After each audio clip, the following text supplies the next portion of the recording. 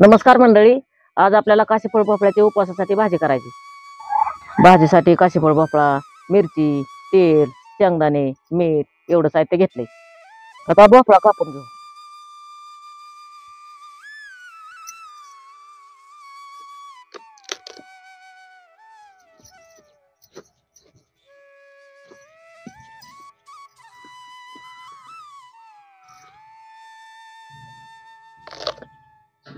आता भाजीसाठी एवढा भोपळा घेतलाय बघा. आता एवढ्यातच भाजी भरपूर होती.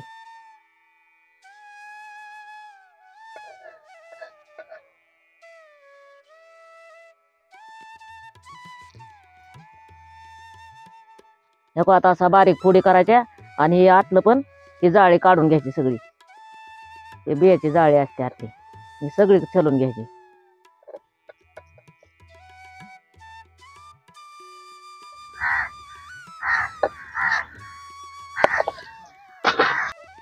आता पाठीमागची साल आपल्याला सगळी काढून घ्यायची बघा. म्हणजे काय होतं, शिजतो भोपळा चांगला. आणि साल असल्यावर शिजत नाही, निबरा साल असते ही जरा. काशीफळ भोपळा तेव्हा 6-6 महिने जरी घरात ठेवला तरी काय होत नाही त्याला, फक्त शेण लागून द्यायचं नाही त्याला, म्हणजे नासत नाही. कधी बी फराळाला ठेवला 12 महिने म्हणलं तरी राहतो भोपळा. कधी कुठल्याही उपासाला आपण करू शकतो ती. आता कापून घेऊ भोपळा. आता छलून झालाय, असा बारीक कापून घ्यायचा म्हणजे शिजतो.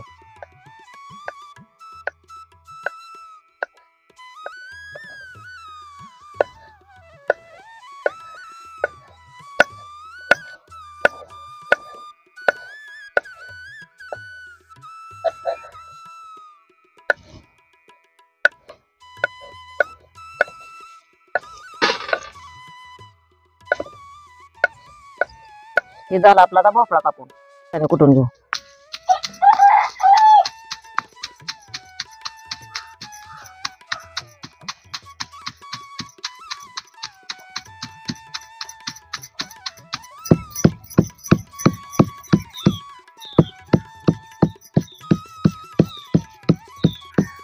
शेंगदाणे कुठून झालेत काढून घेऊ.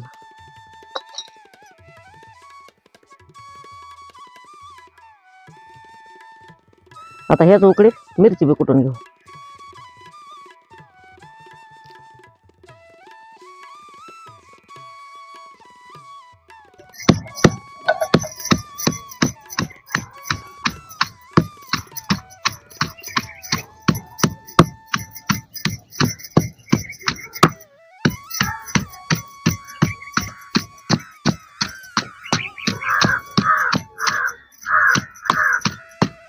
आता मिरची कुटून झाली काढून घेऊ.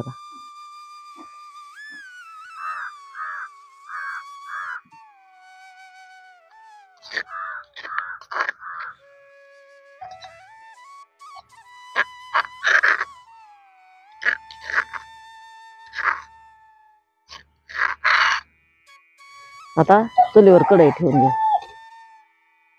आता कढईत तेल टाकून घेऊ. तेलात मिरची टाकून घेऊ. मिरची म्हणजे जरा भाजून निघेल.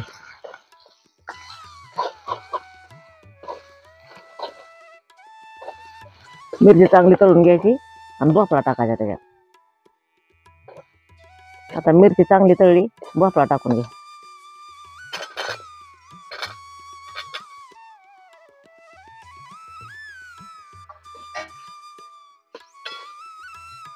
आता जरा खालवर हलवून घेते जरा तेलात.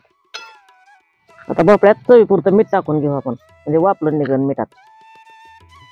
आता मीठ टाकलेलं हलवून घेते जरा. आता चांगला हलवून झालाय. आता झाकून ठेवू आपण प्लेट, म्हणजे वापरून निघन.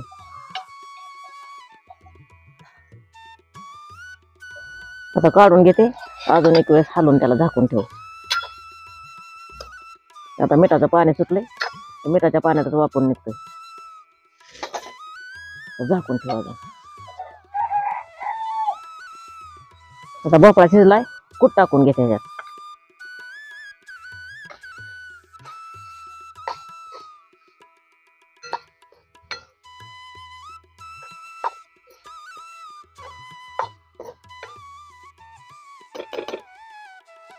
ही झाली बघा आपली भोपळ्याची भाजी. कोणाकोणाला आवडला असेल त्यांनी नक्कीच कमेंटमध्ये सांगा आणि या खायला.